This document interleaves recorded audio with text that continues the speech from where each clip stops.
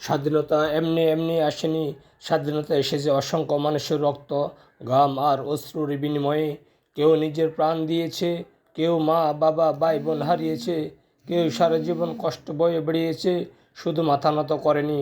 বন্দুকের নল, জেলের শিকল, অত্যাচার আর ভয় সব কিছুকে উপেক্ষা করেই মানুষ স্বাধীনতার স্বপ্ন আঁকড়ে ধরেছিল।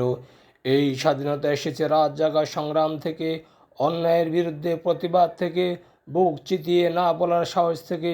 এটা কোনো দয়া ছিল না, কোনো উপহারও ছিল না, এটা ছিল ছিনিয়ে আনার অধিকার। তাই স্বাধীনতাকে হালকাভাবে নেওয়া মানে সেই ত্যাগকে অবমূল্যায়ন করা। স্বাধীনতা এমনি এমনি আসেনি বলেই আমাদের দায়িত্ব সহজ না। এটাকে রক্ষা করা, এর মর্যাদা রাখা আর দেশ ও মানুষের কল্যাণে ব্যবহার করাই হলো শহীদদের প্রতি সম্মান। স্বাধীনতা এমনি এমনি আসেনি। বছরের পর বছর অত্যাচার, শোষণ, অন্যায়ের বিরুদ্ধে লড়াই করে আমাদের পূর্বপুরুষরা স্বাধীনতা ছিনিয়ে এনেছেন।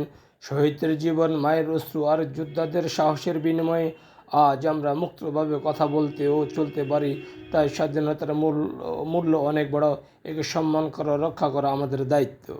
স্বাধীনতা এসেছে বুকের রক্ত দিয়ে লেখা ইতিহাস থেকে। কেউ গুলি খেয়েছে, কেউ নিখোঁজ হয়েছে, কেউ হাসতে হাসতে জীবন দিয়েছে, শুধু যেন আমরা মাথা উঁচু করে বলতে পারি, আমরা স্বাধীন, আমরা স্বাধীন, আমরা স্বাধীন।